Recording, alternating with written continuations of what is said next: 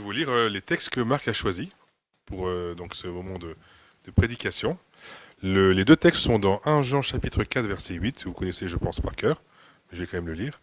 Et le deuxième c'est Matthieu chapitre 22 verset 37 à 39. Et je vais vous les lire tels qui sont projetés devant vous. Donc 1 Jean 4 verset 8, vous connaissez ce texte qui est très très connu. Celui qui n'aime pas n'a pas connu Dieu, car Dieu est amour. Matthieu 22, versets 37 à 39, et je vous lis donc à partir du verset 22.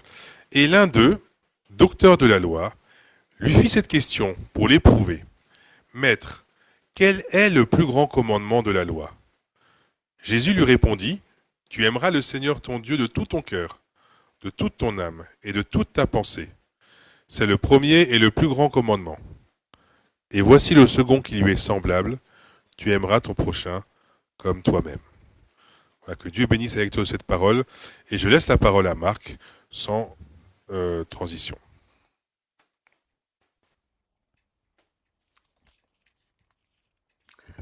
Eh bien, chers frères et sœurs, bonjour. C'est toujours une joie, en fait, pour moi de vous retrouver, même si c'est sur Zoom, par les moyens que le Seigneur nous a donnés, pour partager ensemble la parole de Dieu. Et vous vous souvenez peut-être qu'aux alentours de la Pâque, en fait, j'ai eu l'occasion de partager avec vous plusieurs messages tirés d'un livre qui était mon dernier projet de traduction, en fait, du pasteur George Whitefield, qui est un pasteur qui a connu les pionniers, qui a connu Ellen White, et donc qui a écrit ce livre, L'eau de la vie, qui est très intéressant. Et donc il était question de l'eau et du sang, qui sont tous les deux d'accord avec l'esprit, en fait, de Dieu pour nous transmettre la vie du Père. Eh bien, il se trouve en fait que le pasteur Fifield a écrit un autre livre de son vivant, bien sûr de son vivant, mais je veux dire qui a été édité et publié de son vivant et qui a été beaucoup plus répandu en fait que l'autre livre en fait qui a été édité suite à son décès et en fait qui a eu donc un rayonnement plus large. Et ce livre, en fait, il s'appelle God is Love, donc en français, ce serait Dieu est amour. Et en fait, il se trouve en fait que j'ai eu l'occasion de l'écouter récemment et je l'ai trouvé très très intéressant. J'ai été très édifié, encouragé et je me suis dit en fait ça pourrait aussi être un bon sujet en fait pour un sermon et c'est pourquoi je m'en suis inspiré aujourd'hui.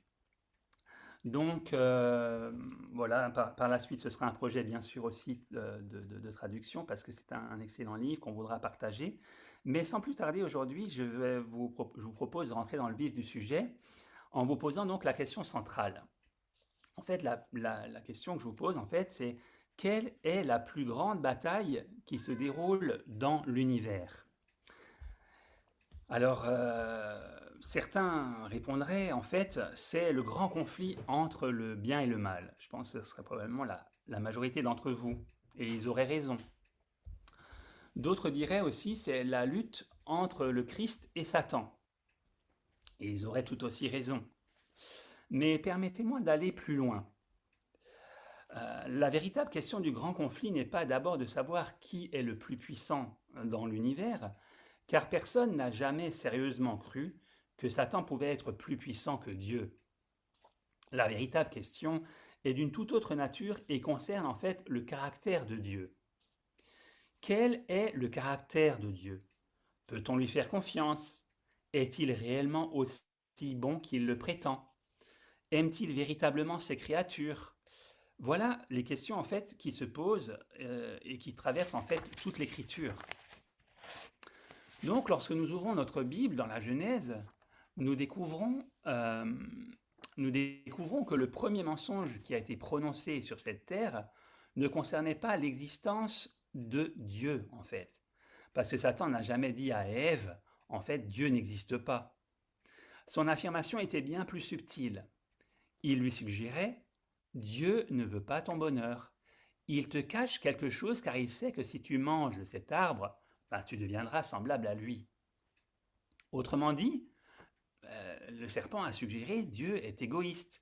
Il pense tout d'abord à son propre intérêt. Le serpent ne s'attaque pas à la puissance de Dieu, il attaque son caractère d'amour. Et depuis ce jour, il n'a jamais changé de stratégie. C'est ainsi qu'on réalise que la Bible est bien plus qu'une succession de récits historiques, elle est la réponse de Dieu à cette accusation initiale.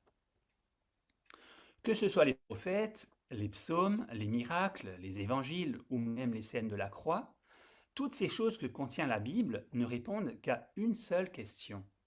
Qui est Dieu? Jean répond en fait en 3 mots, comme on l'a lu tout à l'heure. Dieu est amour. Il ne dit pas Dieu possède de l'amour ou Dieu peut aimer, mais Dieu est amour. Ce qui veut dire que tout ce qu'il fait découle naturellement de cette nature, cette première nature d'amour de Dieu. Sa justice, sa puissance, sa sagesse et même ses jugements procèdent de son amour. C'est pourquoi tous les attributs de Dieu découlent de cet unique attribut qu'est son amour. Connaître cette vérité est donc essentiel, car toute la puissance de l'Évangile pour transformer l'être humain dépend de la révélation de cet amour. Alors, quel est le plus grand besoin de l'homme? Malgré la décadence générale, on peut dire que dans notre monde actuel, beaucoup de gens professent croire en Dieu. Mais combien connaissent réellement son caractère? On peut très bien croire à son existence, à la création, aux prophéties et même au retour de Jésus, mais sans réellement connaître le caractère du Père. Donc, dans Jean au chapitre 17 et au verset 3, eh bien, Jésus nous a dit, dans sa prière sacerdotale, il a prié en fait, la vie éternelle, c'est qu'ils te connaissent, toi le seul vrai Dieu, et celui que tu as envoyé, Jésus-Christ. Remarquez qu'il ne dit pas la vie éternelle consiste à connaître beaucoup de doctrines. Il met en avant le de connaître Dieu. En effet, lorsque nous connaissons véritablement Dieu, l'amour pour notre Père jaillit spontanément de nos cœurs et nous l'aimons en retour. Et cet amour engendre à son tour la confiance et l'obéissance. Mais la source première, en fait, c'est que Dieu a gagné notre amour. L'obéissance n'est alors plus une contrainte, c'est la réponse naturelle d'un cœur qui a découvert l'amour. Et c'est précisément ce que l'apôtre Jean exprime lorsqu'il dit en fait, dans 1 Jean chapitre 4 et au verset 19, 1 Jean chapitre 4 et verset 19, pour nous, nous l'aimons parce qu'il nous a aimés le premier. Donc en fait, Dieu a fait le premier pas et il nous a manifesté l'amour en premier. Et cet amour ne peut être commandé, on ne peut l'obtenir par la peur et il ne peut être acheté. On prend l'image, en fait, si un jeune homme il veut gagner le cœur d'une jeune femme, il ne va pas prendre un revolver, il va prendre plutôt un bouquet de fleurs. Et bien là, c'est pareil. En fait, l'amour naît d'une rencontre avec un amour plus grand que le nôtre. Et Ellen White l'a bien exprimé dans son livre Jésus-Christ. Elle a dit en fait cette phrase qui est très courte, mais qui m'a beaucoup touché et auquel je pense régulièrement en fait. L'amour seul veille l'amour. Toute la puissance rédemptrice de Dieu consiste à manifester son amour afin qu'un amour semblable naisse dans le cœur humain. Alors, pour ce qui est du grand conflit, nous avons souvent présenté ce conflit comme un conflit autour de la loi. Nous avons également dit qu'il concerne l'adoration et nous avons insisté sur la fidélité au commandement. Mais pourquoi Satan combat-il en fait ces choses telles que la loi, l'adoration et l'obéissance? C'est parce qu'elles sont toutes liées à une réalité plus profonde. Et cette réalité, c'est le caractère de Dieu. Satan sait que s'il réussit à persuader les hommes que Dieu est sévère, qu'il est arbitraire ou égoïste, eh bien l'obéissance deviendra un esclavage et la loi sera perçue plutôt comme un fardeau. On ne verra plus la beauté de l'Évangile et la religion sera vécue plutôt comme une contrainte. Mais si Dieu est réellement amour, alors ça change tout. La loi cesse d'être perçue comme une série d'interdictions et elle devient donc le modus operandi, ou plutôt mode opératoire, en fait, de l'amour. Ainsi, Les commandements apparaissent comme les principes même du bonheur. Ils sont donnés donc par un père qui connaît les conséquences du péché et il désire préserver ses enfants de leurs effets néfastes. Et voilà pourquoi Jésus n'est pas seulement venu mourir pour nos péchés. Sa mission principale fut de révéler le Père. Lorsque Philippe lui dit « Montre-nous le Père », Jésus lui a répondu « Celui qui m'a vu a vu le Père » dans Jean 14, verset 9. Jésus lui dit qu'en contemplant sa vie, en fait, et la compassion, la patience et la douceur qui furent les siennes, nous saurons enfin qui est vraiment le Père, celui que Jésus appelle Dieu. La manifestation suprême de ces qualités a eu lieu à la croix lors de son ultime sacrifice, non pour apaiser son Père, mais encore une fois pour révéler son véritable caractère, qui est prêt à aller au bout pour sauver ses enfants. Alors, nous allons à présent nous intéresser à l'amour de Dieu dans sa création. Lorsque nous parlons de la création, nous pensons spontanément à la puissance de Dieu, tandis que nous admirons les galaxies, que nous contemplons les montagnes et que nous nous émerveillons devant les océans. Et nous avons raison. Mais pourquoi Dieu a-t-il créé tout cela? Était-ce pour démontrer sa puissance ou se faire admirer de façon à ce qu'on proclame sa grandeur? Eh bien, la Bible répond d'une manière étonnante. Dans Apocalypse 4, verset 11, alors je vais prendre la version King James, mais j'expliquerai un peu plus tard pourquoi. Il est dit, Apocalypse 4, verset 11, bon, je prends ma Bible. Tu es digne, notre Seigneur et notre Dieu, de recevoir la gloire et l'honneur et la puissance, car tu as créé toutes choses. Et c'est en fait, dans la King James, c'est marqué, c'est pour ton plaisir qu'elles existent et qu'elles ont été créées. Et notre version seconde dit, c'est par ta volonté. En fait, cette expression, c'est pour ton plaisir, peut nous surprendre, car notre manière humaine de chercher le plaisir est souvent égoïste.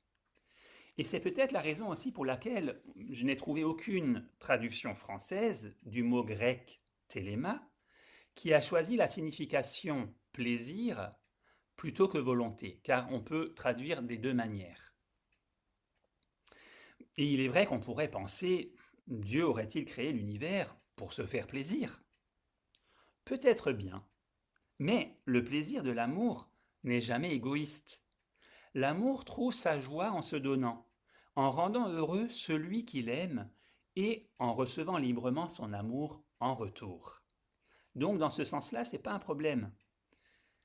Quelle pensée? L'amour ne cherche jamais son propre intérêt. Il cherche toujours le bonheur de l'autre. Et c'est pourquoi Dieu n'a pas créé parce qu'il cherchait à se faire plaisir personnellement, mais parce que l'amour se communique. Il se partage et donne ainsi la vie. Et en fait, Dieu était amour dès le commencement. C'est sa nature même. On peut imaginer, par exemple, par rapport à cette notion de création, un père, en fait, qui va bientôt être papa, un homme qui va bientôt être papa, il sait qu'il va être papa, et donc, il prépare sa chambre pour son enfant, avant même que ce dernier soit né. Avec soin, il choisit la couleur des murs, il installe le lit, et bien sûr, avec la collaboration donc, de son épouse, il va préparer des vêtements. Il va aussi acheter déjà des jouets. Mais pourquoi fait-il tout cela? L'enfant a-t-il demandé quoi que ce soit? Eh bien non. Le père aime son enfant avant même qu'il puisse répondre à cet amour. Et c'est exactement en fait ce que Dieu a fait. Avant même que l'homme ait existé, Dieu avait tout prévu. La lumière brillait, les arbres existaient déjà, ils étaient chargés de fruits. Il y avait les fleuves qui coulaient, et les oiseaux chantaient et gazouillaient déjà. L'air était respirable et les fleurs embaumaient déjà le jardin. Chaque besoin de l'homme avait été prévu avant même qu'il n'eût pris son premier souffle. Quel père! Il avait pensé à tout. Imaginons un instant un père, très aisé bien sûr, mais qui aurait préparé un immense palais pour son enfant. Et un jour, alors que je cherchais un emploi, en fait, j'ai j'ai eu l'occasion de rencontrer un charpentier qui faisait aussi des chalets en bois de type norvégien. Et en fait, j'ai été très surpris parce que il m'a dit, ben, celui-là, il sera pour mon fils. Et je me suis dit, ah bon? Bah, c'est sympa, mais bon, j'imaginais un fils qui aurait une maison, qu'il ait au moins 20, 25 ans minimum. Mais non, j'ai réalisé après que son fils avait juste 4 ans. Et j'ai été très surpris. Et en fait, on pourrait imaginer en fait un père très aisé, en fait, à l'image de cet homme-là que j'ai pu rencontrer. Mais lui, il aurait préparé carrément un immense palais pour son enfant. Tandis que l'enfant grandit, il découvre de nouvelles pièces. Il y a une bibliothèque, une galerie d'art, une salle de musique. À chaque découverte, il comprend un peu plus combien son père l'aime. C'est exactement ainsi que toute la création révèle la prévoyance et la tendresse de Dieu envers nous. N'est-ce pas ce que David a exprimé dans son célèbre psaume 23 ? L'Éternel est mon berger, je ne manquerai de rien. Ou encore, dans le psaume 145 au verset 16, il a dit « Tu ouvres ta main et tu rassasies à souhait tout ce qui a vie. » Eh bien, la création tout entière est le témoignage silencieux du tendre soin que nous porte notre Père céleste, qui pense à l'avance à nos besoins. Alors, parfois, il peut nous sembler qu'il n'y a pas beaucoup de miracles de nos jours. Mais avons-nous remarqué que les lois de la nature sont en elles-mêmes déjà des miracles continuels? Par exemple, le soleil qui se lève chaque matin et qui suit sa course dans les cieux, la pluie qui tombe du ciel et qui arrose les plantes, le cycle des saisons et tant d'autres choses sont des miracles de Dieu pour entretenir la vie de la vie qu'il a créée en fait. Dans son discours à l'Aréopage, l'apôtre Paul dit, un verset que j'avais cité déjà dans les autres messages, c'est dans Acte 17, verset 28, il a dit « En lui, nous avons la vie, le mouvement et l'être. » Et il a aussi dit dans Hébreux 1 au verset 3, il a dit, dans la deuxième partie, il dit, en fait, Dieu donc, nous a parlé par son Fils, qu'il a établi toutes choses, par lequel il a créé le monde, et qui étant le reflet de sa gloire et l'empreinte de sa personne, et soutenant toutes choses par sa parole puissante, a fait la purification des péchés, etc. Donc, en fait, notre Dieu soutient, et par son Fils aussi, il soutient toutes choses par sa parole puissante. Ainsi, nous bénéficions non seulement d'un acte de création qui a eu lieu il y a bien longtemps, mais à chaque instant, nous sommes soutenus par l'amour de Dieu. Ainsi, les battements de notre cœur, le simple fait de respirer, le soleil et la pluie, nous prouvent que Dieu nous aime encore aujourd'hui et qu'il fait en fait des miracles pour nous maintenir en vie. Je ne sais pas, mais il y a des choses toutes simples. Chaque fois que je me blesse, eh bien, que je vois en fait que mon corps a cette capacité de se réparer en fait quand on se coupe, ou même si on se tape, on se tape sur un doigt, l'ongle va tomber, mais derrière il y a un autre qui va repousser. Eh bien, en fait, tout ça, en fait, ce sont des petits miracles en fait que Dieu fait en continu. Et en fait, Paul l'a très bien dit dans Romains chapitre 1 au verset 20, il a dit « Les perfections invisibles de Dieu, sa puissance éternelle et sa divinité, se voient comme à l'œil depuis la création du monde, quand on les considère dans ses ouvrages. » Et en fait, le psalmiste nous a aussi dit en fait que Dieu nous entoure par derrière et par devant, par son amour. Et l'univers entier nous parle d'un Père aimant dont la puissance maintient les mondes et dont l'amour entend le plus faible soupir de ses créatures. Ainsi, on comprend mieux maintenant pourquoi Jésus passait tant de temps à parler de la nature. Et en fait, Dieu est venu nous révéler l'amour du Père, mais il s'est beaucoup servi de la nature qui l'entourait pour nous montrer combien nous aide, combien Dieu nous aime en fait. Il nous a invités à regarder les oiseaux du ciel, à contempler les lys des champs, à observer aussi le comportement des semences. Pourquoi cela?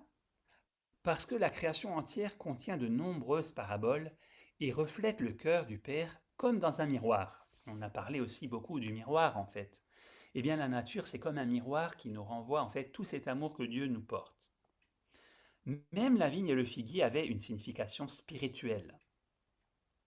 Quand Jésus disait votre Père céleste les nourrit dans Matthieu 6 verset 26, il ne donnait pas simplement un cours sur les oiseaux, mais il nous parlait du caractère de Dieu et nous enseignait en fait que le Créateur est aussi un Père qui ne cesse jamais de prendre soin de ses enfants.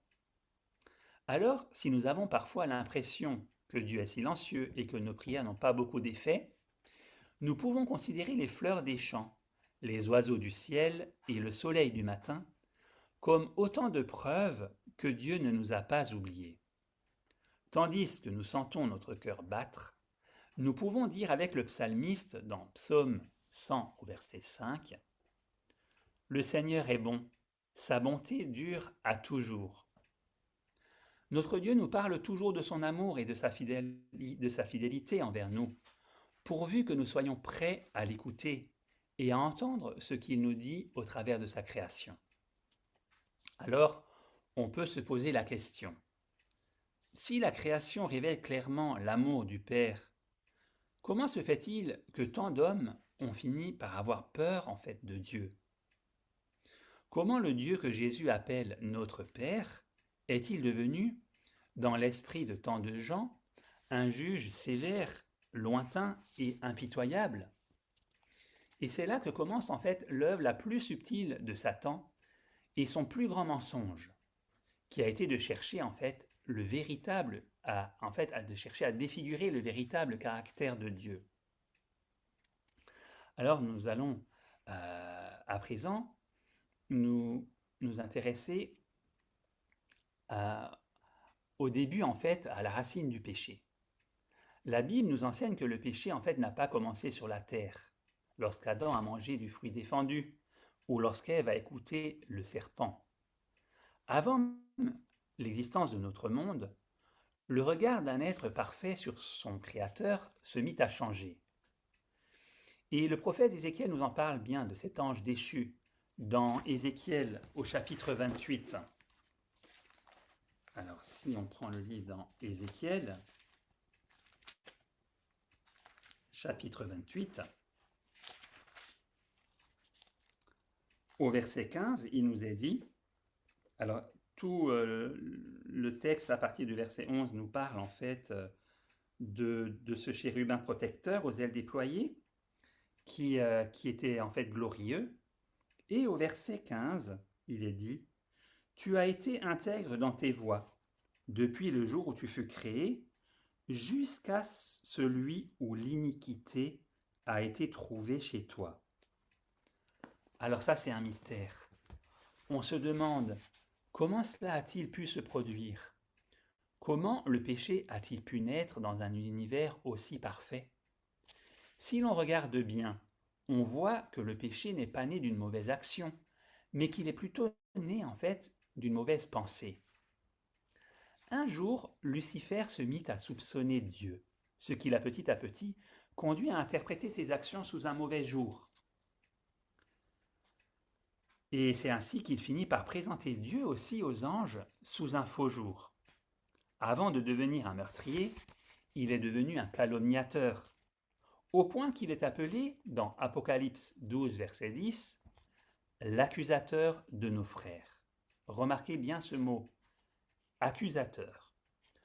Le premier péché de l'univers fut en fait une accusation contre le caractère de Dieu.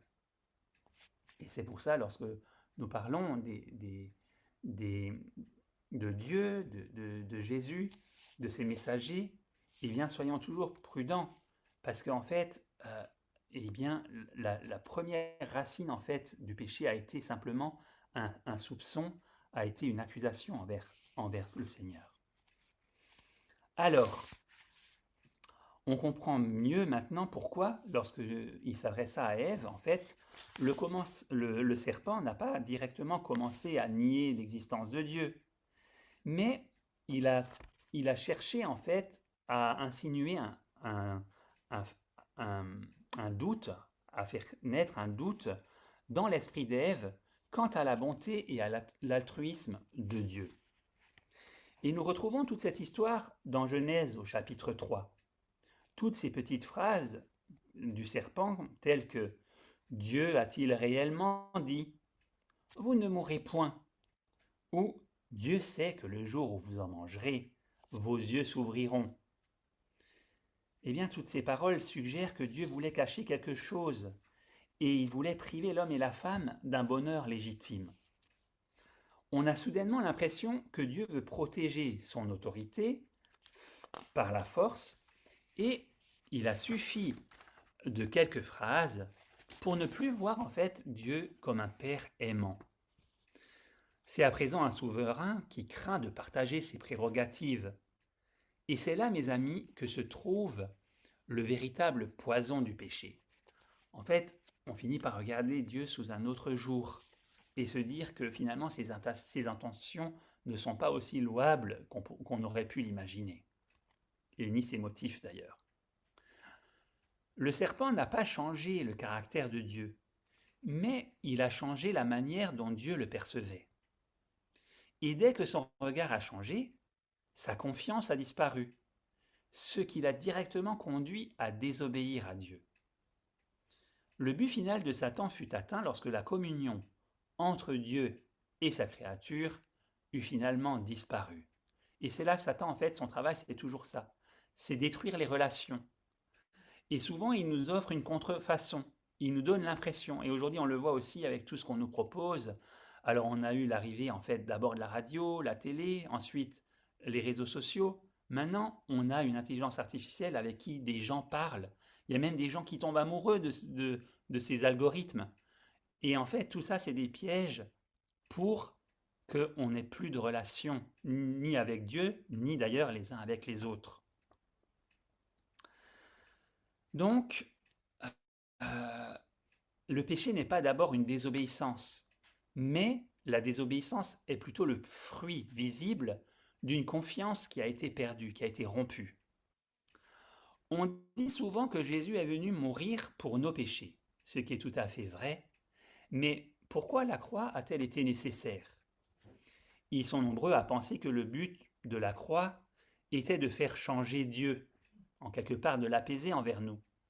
Mais Dieu est un Père aimant dont l'amour ne change pas.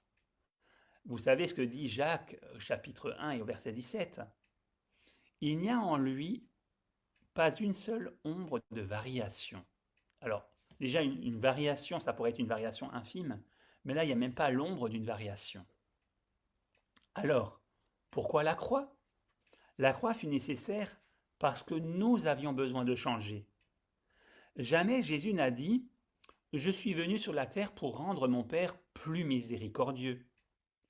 Au contraire, il a dit « Celui qui m'a vu a vu le Père ». C'est une déclaration tout à fait extraordinaire. En d'autres termes, il dit « Si vous voulez savoir comment Dieu agit, regardez-moi. Si vous voulez connaître ton cœur et comment il traite les pécheurs, regardez-moi. » Toute la vie de Jésus fut une révélation de l'amour de son Père. Lorsqu'il toucha le lépreux, lorsqu'il accueillit les enfants ou pardonna la femme adultère, lorsqu'il pleura devant la tombe de Lazare ou pria pour ceux qui le crucifièrent, à chaque étape de sa vie, il proclama par ses paroles et ses actions « C'est ainsi qu'est votre Père qui est dans les cieux ». C'est la chose la plus importante à comprendre au sujet de la mission du Christ. Il n'est pas venu révéler un amour nouveau, mais rendre visible l'amour que le Père avait depuis toujours. Ce que Satan avait obscurci, Jésus l'a manifesté à nouveau. La croix fut donc le point culminant où deux caractères diamétralement opposés furent révélés. D'un côté, on voit Satan qui inspire la haine et la violence par des mensonges éhontés, tandis que la foule crie en fait, crucifie-le. Les soldats frappent Jésus et les chefs religieux se moquent de lui. On a l'impression que l'enfer entier se déchaîne contre le Sauveur. Mais que fait-il? Il ne répond pas par la violence. On n'entend pas la moindre malédiction sortir de sa bouche. Alors qu'il en aurait le pouvoir, il ne détruit pas ses ennemis, mais il prie. Père, pardonne-leur. Dans Luc 23, verset 34. Voilà la victoire de Dieu. Ça n'a pas été une victoire obtenue par une force supérieure, mais une victoire remportée par un amour supérieur. C'est là qu'est tout l'enjeu. La croix ne révèle pas seulement combien le péché est terrible. Son véritable but est surtout de révéler combien Dieu est bon. Alors, pourquoi Dieu a-t-il formulé la loi? De nombreux chrétiens considèrent la loi comme un fardeau parce qu'ils ne comprennent pas sa véritable nature. Et pourquoi Dieu l'a donnée?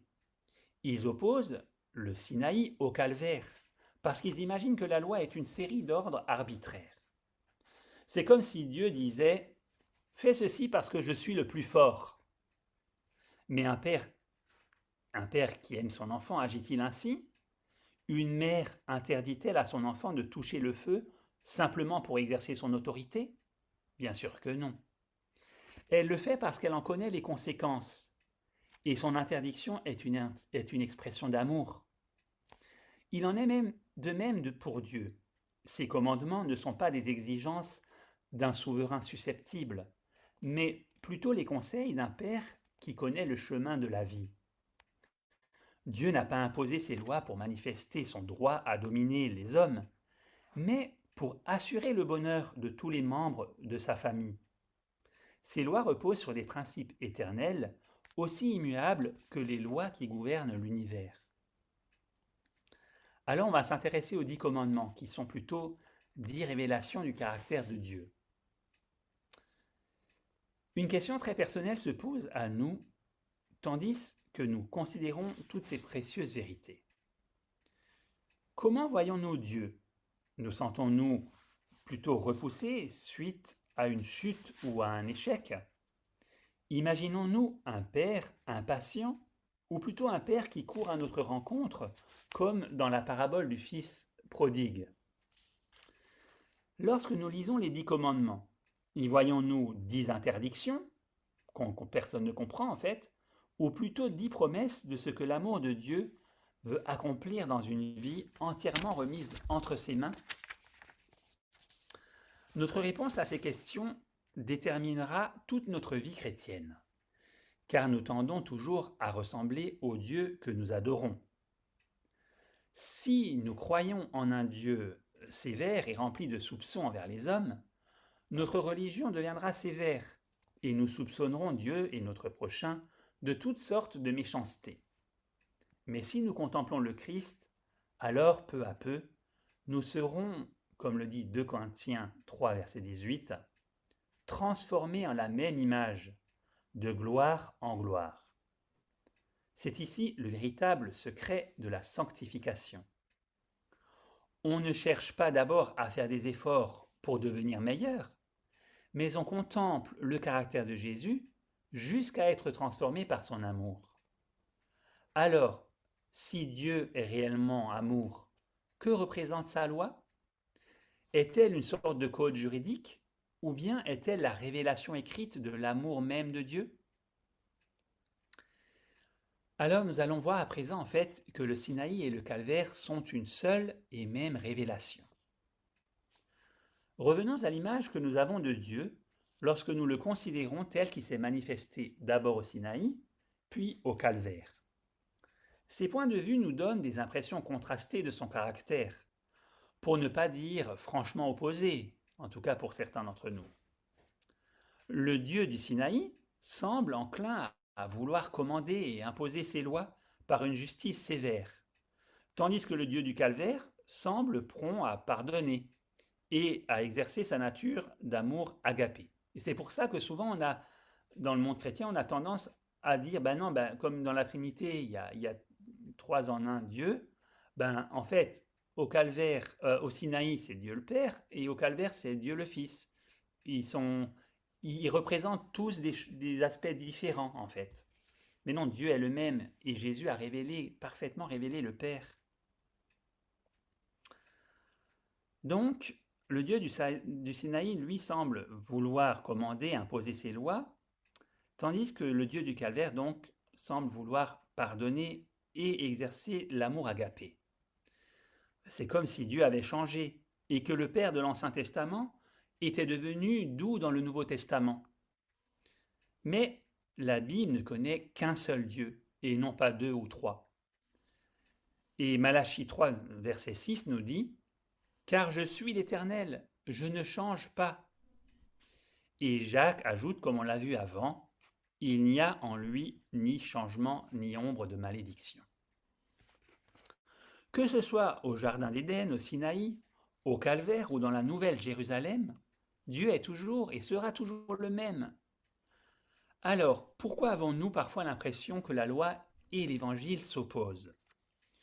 Je pense que c'est parce que nous avons oublié ce qu'est réellement la loi.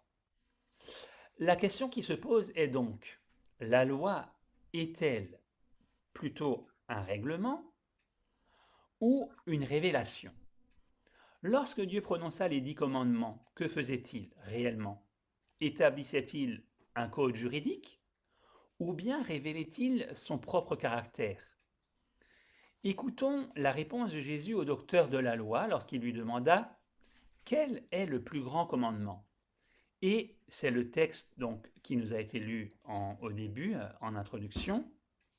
Jésus a répondu donc « Le plus grand commandement, c'est tu aimeras le Seigneur ton Dieu de tout ton cœur, de toute ton âme et de toute ta pensée. » C'est le premier et le plus grand des commandements.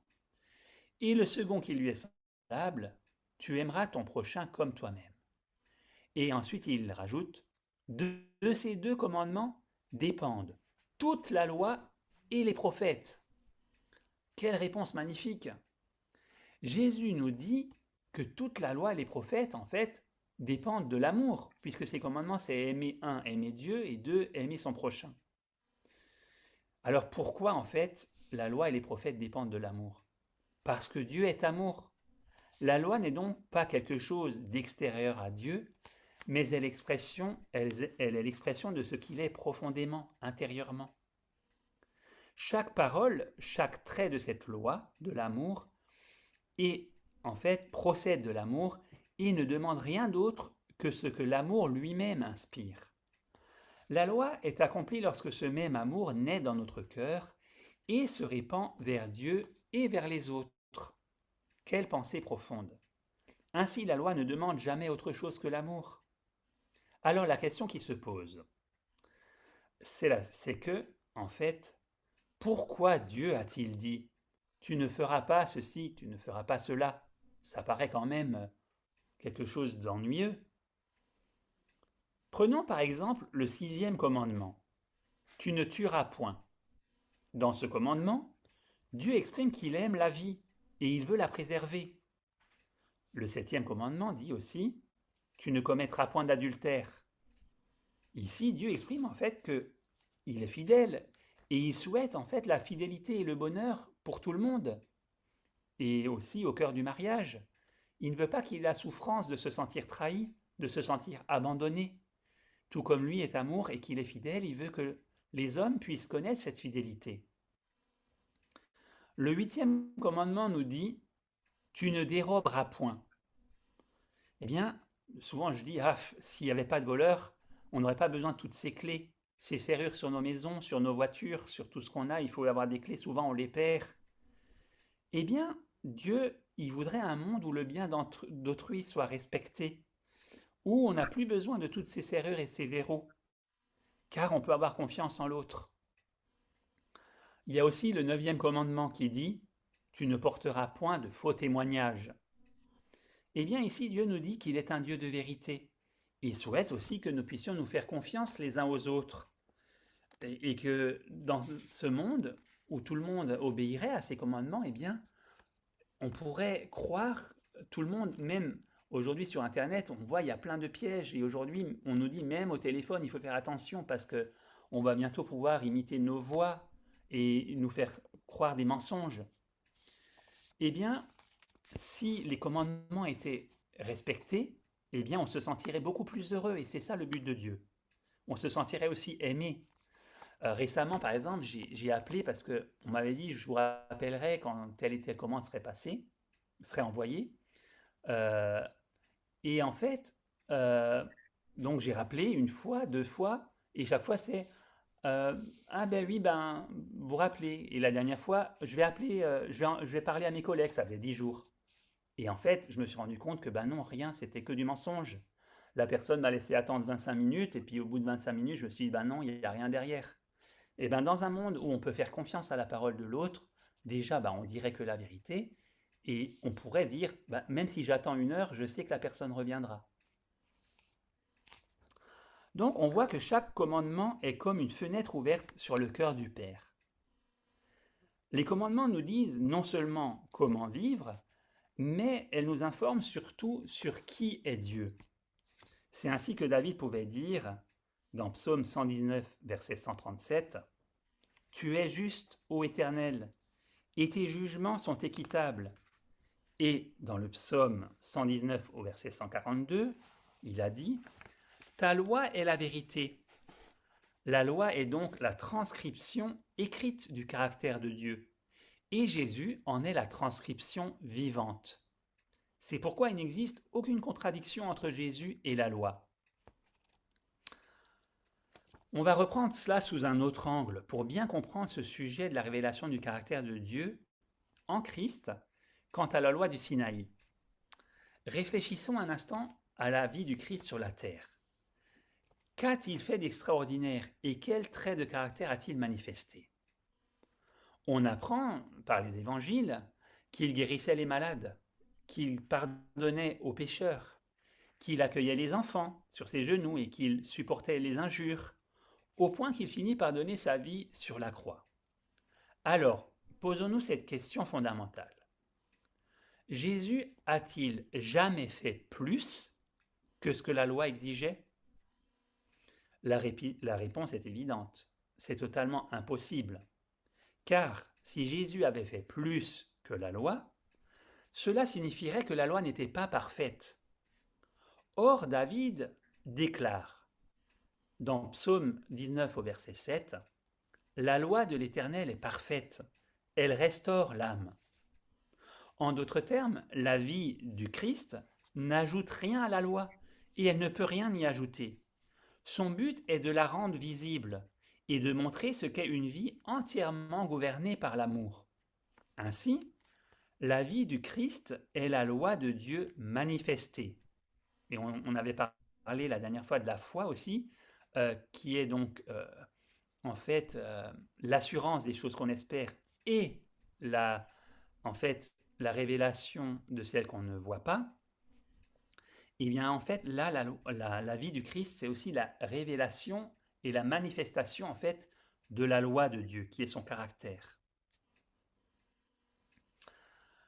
Donc la vie du Christ, c'est la loi de Dieu manifestée et sa mort, c'est la conséquence naturelle d'une fidélité parfaite à cette loi dans un monde qui déteste la vérité et la bonté.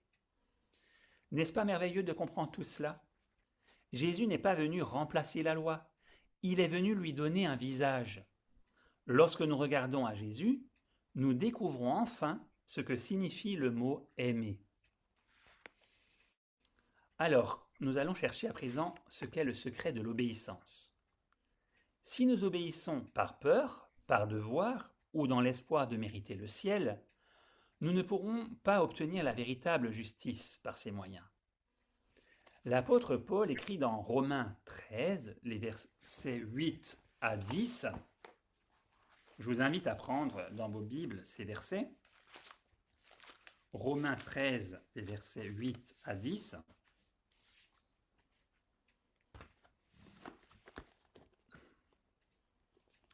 Paul nous dit, il dit en fait aux Romains, mais il nous dit aussi à travers sa lettre aux Romains, « Ne devez rien à personne, si ce n'est de vous aimer les uns les autres.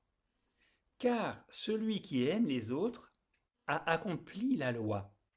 En effet, les commandements, tu ne commettras point d'adultère, tu ne tueras point, tu ne déroberas point, tu ne diras point de faux témoignages, tu ne convoiteras point. Et ce qu'il peut encore y avoir se résume dans cette parole. Tu aimeras ton prochain comme toi-même.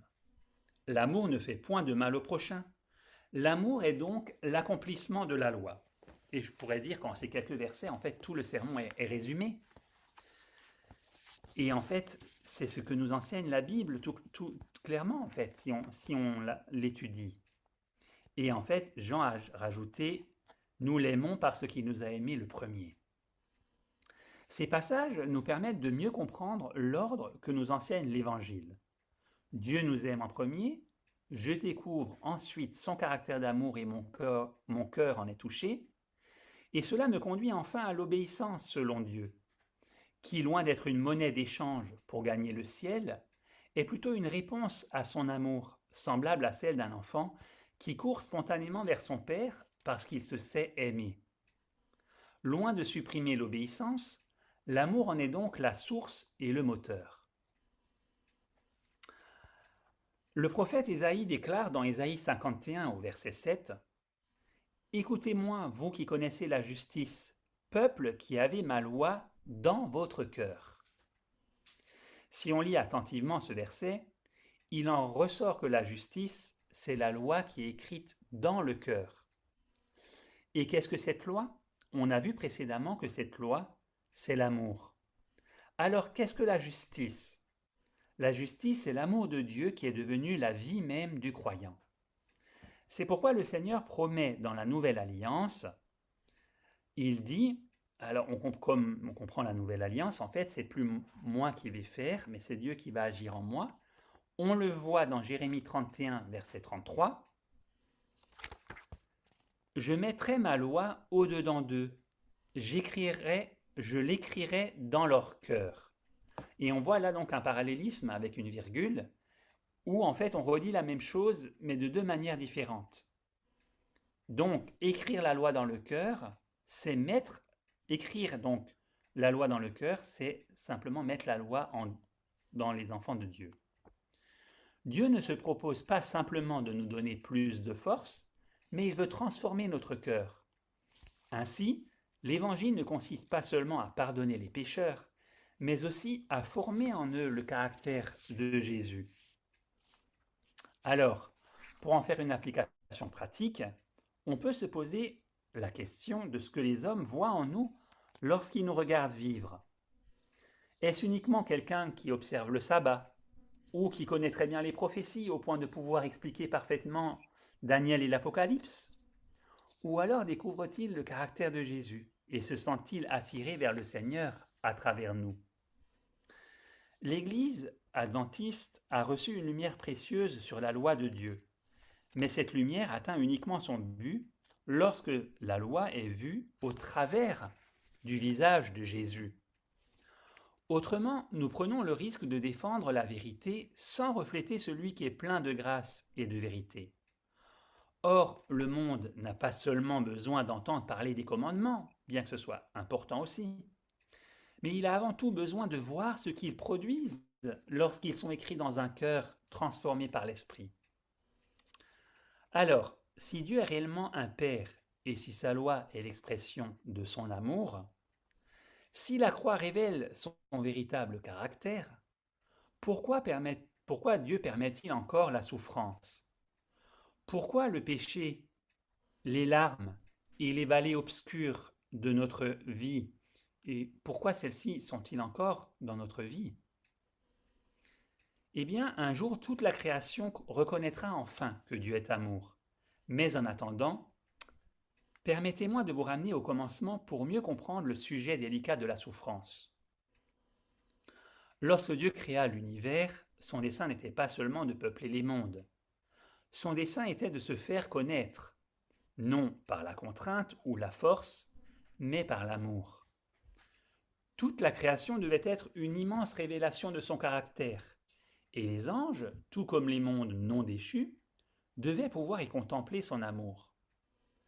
Ainsi, Adam et Ève devaient vivre dans cet amour, et toute la famille de l'univers devait être unie autour d'un même Père. Dieu désirait rassembler toutes ces créatures intelligentes en une seule famille vivant dans une même communion d'amour. Et quand on voit souvent un grand repas de famille, où tout le monde est heureux, où tout le monde discute, il y a un joyeux brouhaha, je dirais, tout le monde est content de se retrouver, eh bien c'est un reflet de l'amour. Et souvent, je sais que mon grand-père, quand il était encore vivant, il nous réunissait une fois par an dans un hôtel, c'était l'hôtel Mercure, et il y avait toute la famille unie autour, et c'était un buffet, et puis on passait un très bon moment. Et c'était l'occasion de retrouver les cousins, toute la famille en fait, oncles et tantes, tout le monde était réuni. Et bien Dieu, il veut faire ça avec nous. Il veut réunir en fait toute la famille humaine comme une famille. Mais le péché est venu obscurcir cette révélation. Le mensonge, la peur et la méfiance sont entrés. Et l'homme, nous dit Genèse 3 au verset 8, s'est caché au milieu des arbres du jardin. Remarquez bien que la première conséquence du péché, ça n'a pas été la souffrance au sens où nous l'entendons aujourd'hui, où il y a des guerres, des gens qui souffrent physiquement. Mais ça a plutôt été la fuite de l'homme devant l'amour de son Créateur. Ça a été une rupture relationnelle. Et souvent, les gens le disent, les gens qui ont traversé une séparation ou un divorce, ils disent que c'est une souffrance atroce, en fait, de devoir vivre ça. Et en fait, pourquoi y a-t-il eu cette séparation? Eh bien, c'est parce que l'homme a cessé de croire à l'amour de Dieu et du Père céleste. N'est-ce pas encore ce qu'il se passe aujourd'hui? Combien en fait de personnes rejettent Dieu non parce qu'elles ont étudié la Bible, mais parce qu'elles ont reçu une image déformée de ce Dieu aimant. Ça peut être par les parents, par l'Église, comme on sait le peuple français, avec tout ce qui s'est passé, les indulgences, tout cet enseignement de l'Église, de l'enfer, du purgatoire, il y a eu un moment un rejet total en fait de la religion. Eh bien, si on pense que Dieu est sévère et impossible à satisfaire, et qu'il est toujours prêt à condamner, c'est pas étonnant. Satan se réjouit chaque fois qu'une telle pensée s'installe dans un cœur. Et il sait qu'un homme qui ne fait plus confiance à Dieu ne peut plus vraiment l'aimer. Vous vous souvenez ce qu'on a dit au sujet de la mission première de Jésus, qui était de nous révéler le Père à travers une vie d'obéissance? Eh bien, c'est ainsi qu'il a pu dire à Philippe, « Celui qui m'a vu a vu le Père ». Ainsi, mes amis, si vous voulez savoir comment Dieu traite un pécheur, regardez à Jésus. Si vous voulez savoir comment Dieu voit les enfants et quel rapport il a avec les enfants, eh bien regardez à Jésus. De même, si vous voulez savoir comment Dieu répond à la souffrance et jusqu'où il est allé pour nous sauver, regardez à Jésus sur la croix du calvaire. Loin de manifester un Père sévère, enfin apaisé, on y voit un Père qui descend jusqu'au fond de notre misère pour nous ramener à lui par l'intermédiaire de son Fils bien-aimé. C'est ainsi qu'il a dit, en fait, que Dieu nous dit dans 2 Corinthiens 5 au verset 19, « Dieu était en Christ, réconciliant le monde avec lui-même. » C'est pas Dieu, en fait, avait abandonné le Christ et s'était caché, et Christ, il a quand même donné sa vie dans l'espoir de l'apaiser. Non, Dieu était en Christ et il a réconcilié le monde avec lui-même. Certains d'entre nous se demandent peut-être pourquoi nous avons à souffrir malgré toutes ces belles vérités, et pourquoi il nous faut parfois traverser cette sombre vallée de l'ombre de la mort dont nous parle Psaume 23 au verset 4. Mais lorsque c'est le cas, ne laissons pas la place au découragement, et souvenons-nous que la présence de Christ éclaire ce chemin, et qu'un jour, tout ce qui nous paraît incompréhensible aujourd'hui trouvera une explication. Ellen White nous dit aussi en fait que lorsque nous verrons comment Dieu nous a conduits depuis le commencement, nous verrons une sagesse parfaite et nous serons heureux en fait de la manière dont Dieu a tout conduit. Les voies tortueuses seront aplanies et nous reconnaîtrons les traces de ses pas sur le sentier que nous croyons avoir parcouru, tout seul parfois. Vous connaissez aussi cette histoire bien connue de l'homme qui se plaint parce que sur le sable, il voit les traces de Jésus qui marchait avec lui. Il y avait 2 traces et tout d'un coup, il n'y avait plus qu'une seule trace. Et il dit, mais tu vois, tu m'as laissé marcher tout seul. Et Jésus de répondre, en fait, non, je t'ai porté pendant ce moment. Et c'est ce que Dieu fait. Même si c'est difficile, il veut nous porter. Alors, si nous nous posons cette question, pourquoi cette maladie? Pourquoi ce deuil ou cette injustice ou ce silence de Dieu? Souvenons-nous qu'un jour nous verrons le visage du Père et que ce jour-là nous comprendrons que son cœur n'a jamais cessé de nous aimer, même lorsque nous ne comprenions pas ses voies. Alors, lorsqu'on lit les derniers passages de la Bible, on y trouve la description d'un monde nouveau, entièrement restauré et même plus beau qu'il ne l'avait été au début. On n'y voit plus de péché ni de mort, et les larmes y sont essuyées. On ne craindra plus le retour du péché parce que tous ceux qui y vivront auront enfin compris le caractère du Père. Mes frères et sœurs, le grand conflit n'a jamais été une démonstration de force. Il a été une révélation d'amour. Lorsque Satan proclame que Dieu est égoïste, la croix répond que Dieu se donne lui-même.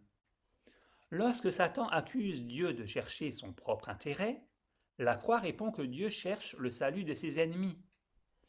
Pendant toute l'éternité, les rachetés chanteront le cantique de Moïse et de l'agneau, qui est dans Apocalypse 15, versets 3 et 4.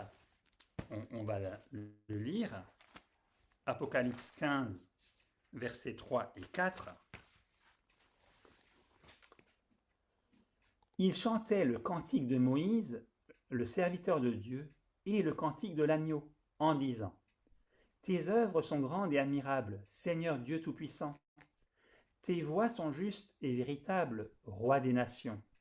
Qui ne craindrait, Seigneur, et ne glorifierait ton nom? Car seul tu es saint, et toutes les nations viendront et se prosterneront devant toi, parce que tes jugements ont été manifestés. Ainsi l'univers entier deviendra le témoin éternel d'une seule vérité. C'est que Dieu est amour. Et ce sont les premières et les dernières paroles des livres qui ont été écrites par Ellen White, la série je crois Destination Éternité, ça s'appelle. Eh bien en fait, Ellen White a commencé Patriarche et prophète par cette phrase, Dieu est amour, et tout à la fin du grand conflit, la grande controverse, elle écrit Dieu est amour. Et ainsi l'appel que je vous adresse aujourd'hui est: quel est le Dieu que vous connaissez? Est-ce le Dieu de vos craintes? Le Dieu que les hommes vous ont parfois présenté? Celui que Satan a essayé de caricaturer? Ou bien le Dieu révélé en Jésus-Christ? Aujourd'hui, Jéhovah ne vous demande pas seulement de croire qu'il existe. Il vous invite à le connaître personnellement, à contempler son Fils et à laisser son amour guérir vos blessures.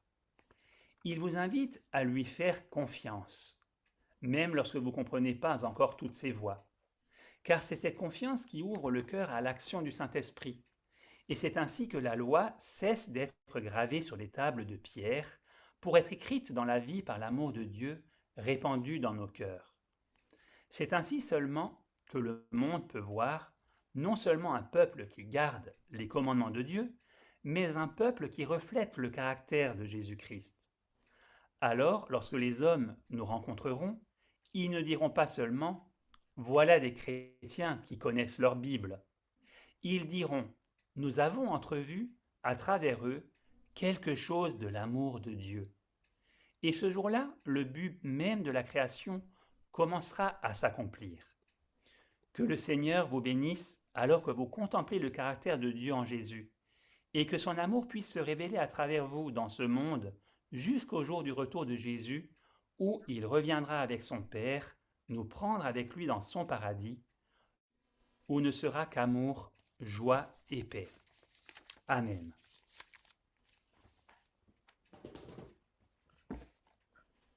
Amen. Merci Marc pour le message que tu as partagé.